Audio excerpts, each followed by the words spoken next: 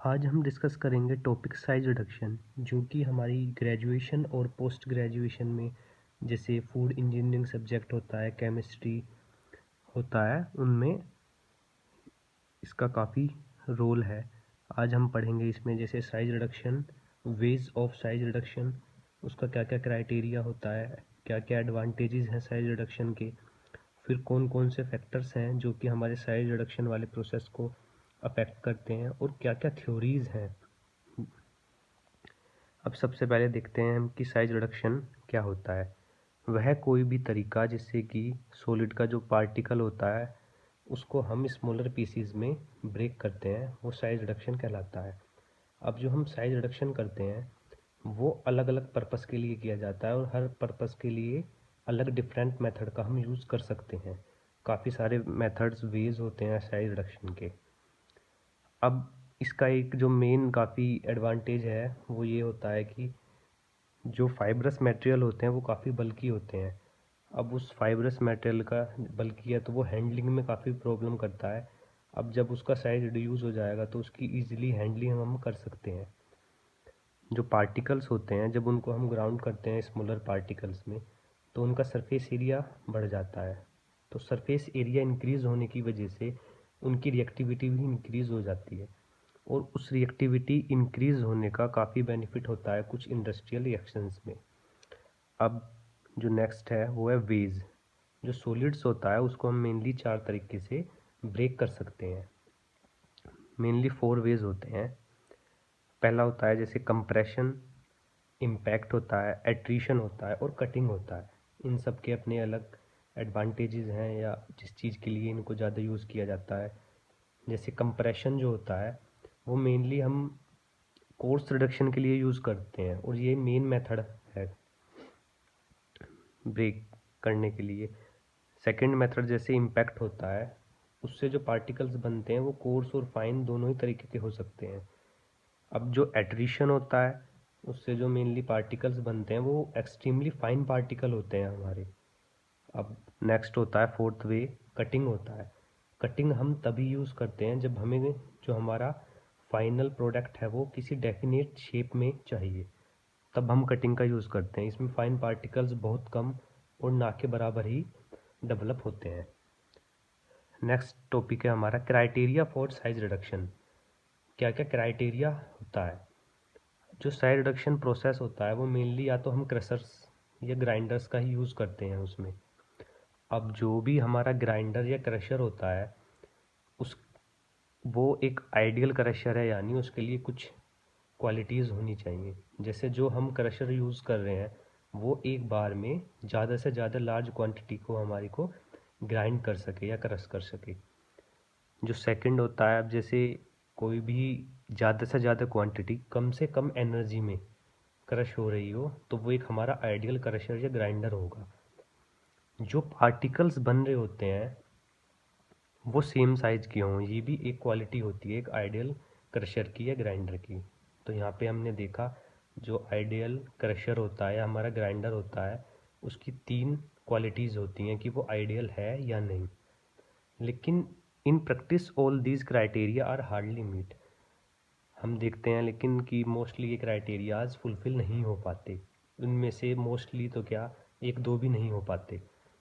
और ये एक फैक्ट है जैसे कि किसी भी क्रशर या जो ग्राइंडर की कैपेसिटी है वो उसकी एक्चुअल कैपेसिटी से सेवरल टाइम्स लेस होती है, और जो वो पावर यूज़ करता है वो जो हम थ्योरेटिकली कैलकुलेशन करके पावर निकालते हैं कि वो इतनी पावर कंज्यूम करेगा, वो उससे बहुत ज़्यादा हाईयर होती है।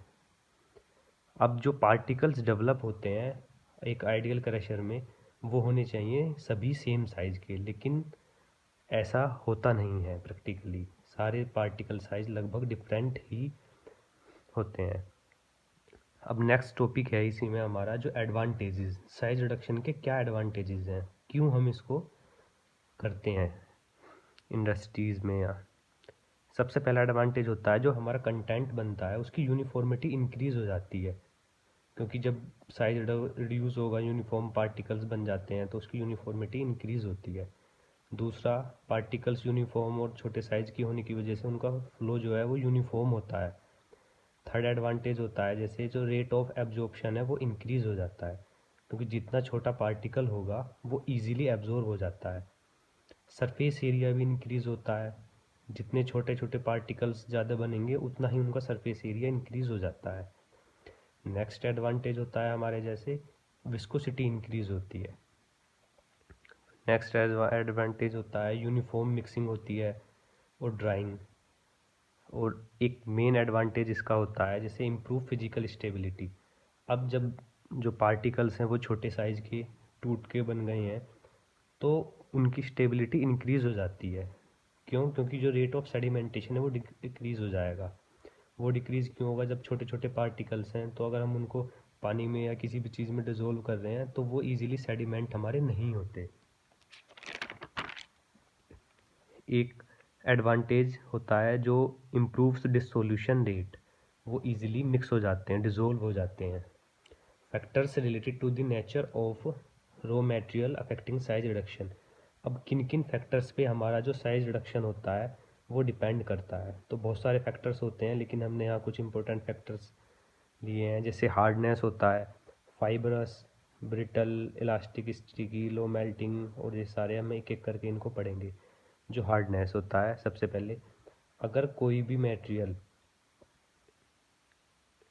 हार्ड है तो उसको साइज रिडक्शन करने में उसका साइज रिडक्शन करने में हार्ड होगा, मतलब जो इजी है वो सॉफ्ट मटेरियल ब्रेक होता है, सॉफ्ट मटेरियल इजीली ब्रेक हो जाता है।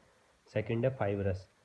जो फाइबरस मटेरियल होते हैं हमारे वो नेचर में टफ होते हैं, तो जो सॉफ्ट मतलब मीन्स टफ मैटर है वो मोर डिफ़िकल्टी देन हार्ड ब्रिटल, तो वो ज़्यादा डिफ़िकल्ट होता है उसको ब्रेक करना जो फाइबरस होते हैं। और जो हार्ड या ब्रिटल होते हैं वो इजीली ब्रेक हो जाते हैं। जो ब्रिटल सब्सटेंस होते हैं वो इजीली फाइन पार्टिकल्स में कन्वर्ट होते हैं, छोटे छोटे पार्टिकल्स में। इलास्टिक या स्टिकी, कुछ पार्टिकल्स ऐसे होते हैं जो कि सॉफ्ट हो जाते हैं ड्यूरिंग मिलिंग, जैसे कि waxes, resin, synthetic gums. Next low melting. ये सब्सटेंस जितने भी होते हैं लो मेल्टिंग सब्सटेंसेस, इनको जो है चिल किया जाता है, मतलब ठंडा किया जाता है मिलिंग से पहले, क्योंकि जो वैक्सी सब्सटेंस होते हैं ये सारे वैक्सी सब्सटेंस होते हैं लो मेल्टिंग पॉइंट अगर जैसे फैट भी हो सकता है वैक्सी सब्सटेंसेस में हमारा, तो वो सॉफ्ट हो जाता है। सॉफ्ट क्यों होता है? क्योंकि जब मिलिंग होती है तो उसमें हीट जनरेट होती है और उस हीट जनरेट होने की वजह से वो सॉफ्ट हो जाता है। फिर होता है हाइग्रोस्कोपिक। अगर कोई भी सब्सटेंस हमारा हाइग्रोस्कोपिक है, हाइग्रोस्कोपिक क्या होते हैं? जो कि मॉइस्चर एब्जॉर्ब करते हैं इजीली, तो वो इजीली हमारा साइज रिड्यूस उसका नहीं हो पाएगा। This wet mass hampers the milling. Solvated hydrated liberate water during milling causing clogging. ऐसी जो हाइड्रेट्स होते हैं वो क्लोगिंग करते हैं क्योंकि वो वाटर लिबरेट करते हैं, जैसे कि एग्जांपल सोडियम सल्फेट हो सकता है। थर्मोलाइबिलिटी, कुछ सब्सटेंस ऐसे होते हैं जो कि हाइड्रोलाइसिस या ऑक्सीडेशन से डिग्रेड हो जाते हैं। डिग्रेड क्यों होते हैं? क्योंकि एटमॉस्फेरिक ऑक्सीजन या मॉइस्चर की प्रेजेंस होगी। और ऐसी जो रिएक्शंस होती हैं वो हीट प्रोड्यूस होने की वजह से एनहांस हो जाती हैं। तो मिलिंग का जो हमारा प्रोसेस होता है इसमें हीट प्रोड्यूस होती है, उसकी वजह से ये काफ़ी एनहांस हो जाएंगी और इंटरफेयर करेंगी हमारे प्रोसेस में। फिर जो हमारा नेक्स्ट टॉपिक है वो होता है जैसे थ्योरीज ऑफ साइज रिडक्शन। क्या क्या थ्योरीज हैं साइज रिडक्शन या मिलिंग की? To establish these theories are to establish a relationship between energy input and the degree of size reduction। In theories से हमें क्या पता लगता है कि जो हमारी एनर्जी का इनपुट है और जो साइज रिडक्शन में की डिग्री है उसमें क्या रिलेशन होता है। तो मेनली तीन थ्योरीज होती हैं। तो उसमें सबसे पहली है रिटिंजर्स लॉ। ये सबसे पुरानी है, 1867 में वॉन रिटिंजर्स ने दी थी। ये थ्योरी हमारी क्या कहती है? The energy consumed in size reduction is directly proportional to the area of new surface produced. इसका फॉर्मूला होता है या कैलकुलेशन के लिए वो होता है E=KR 1/G2 - 1/D1। यहाँ पर जो KR होता है वो होता है रिटिंजर्स कांस्टेंट। ई एनर्जी होती है जो कि होती है joule per KG. The energy required per unit mass of the feed. D1 क्या होता है? D1 होता है the average initial size of pieces, और D होता है the average size of ground particles. जो रिटिंजर्स लॉ है, give better results with fine grinding where there is much larger increase in surface area. ये theory हमारी वहीं ज़्यादा अच्छे रिजल्ट्स देती है जहाँ पे कि बहुत ज़्यादा फाइन ग्राइंडिंग हुई हो। फाइन ग्राइंडिंग हुई हो मतलब ज़्यादा सरफेस एरिया इंक्रीज हुआ हो, क्योंकि ये क्या है, डायरेक्टली प्रोपोर्शनल होती है to the area of new surface produced. फिर सेकंड थ्योरी आती है हमारी किक्स लॉ, और थर्ड आती है Bond's law.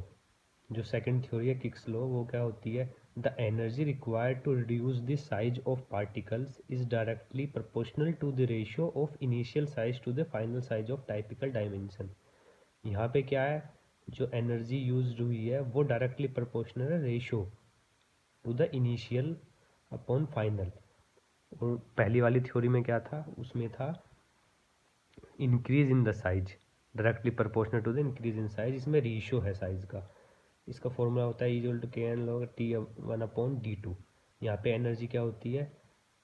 E, energy required per unit mass of feed, ये भी एनर्जी जूल पर केजी में होती है। यहाँ पे के एन होता है किक्स कांस्टेंट, और जो हमारा D1 है ये होता है the average initial size of pieces, और D2 होता है the average size of ground pieces. अब D1/D2 जो रिडक्शन रेशो होता है हमारा RR, ये यूज्ड होता है to evaluate the relative performance of different types of equipment. जो किक्स लॉ है, give good results for the coarse grinding in which there is relatively small increase in surface area per unit mass. जो हमारी रिटिंजर्स theory थी वो कब अच्छे result देगी? जहाँ पे फाइन ग्राइंडिंग हुई हो, मतलब ज़्यादा इंक्रीज हुआ हो सरफेस एरिया में। और जो किक लो है वो बेटर रिजल्ट कब देगा? जहाँ पे हमारी कोर्स ग्राइंडिंग हुई हो, मतलब जो सरफेस एरिया है वो हमारा कम इंक्रीज हुआ हो। थर्ड होती है Bond's law, energy used in this size reduction is directly proportional to the new cracks length. जो यहाँ पे है वो एनर्जी जो यूज़ होती है साइज रिडक्शन में वो डायरेक्टली प्रोपोर्शनल होती है न्यू क्रैक जो हुई हैं उसमें उनकी लेंथ के। तो इसका फॉर्मूला होता है E/W is equal to √100/D2 minus 100√/D1। तो E क्या है यहाँ पे? वही जैसे सेम पिछले वाले में था, energy required per unit mass of feed, ये भी जूल पर केजी में होती है। जो W होता है ये भी जूल पर केजी में होता है। ये होता है Bond work index, work required to reduce a unit weight. और D1 क्या होता है? यहाँ पे D1 होता है diameter of sieve aperture that allows 80% of mass of feed to pass। और D2 जो होता है ये होता है mass of ground material to pass। अब जो बॉन्ड लॉ होता है ये इंटरमीडिएट होता है बिटवीन दोनों के। जैसे कि जो किक लॉ था वो गुड रिजल्ट देता था कोर्स ग्राइंडिंग के लिए, और जो हमारा रिटिंजर्स थ्योरी थी वो अच्छे रिजल्ट देती थी फाइन ग्राइंडिंग के लिए। ये उन दोनों के बीच में लगभग रिजल्ट देता है। जो equations Rittinger's law and Bond's law were developed from studies of hard material. ये दोनों जो इक्वेशंस इनकी और जो इनका डाटा कलेक्ट किया है वो दोनों ही हार्ड मटेरियल्स पे स्टडी करके किया जाया है, जिनमें से क्या है कोल और लाइमस्टोन।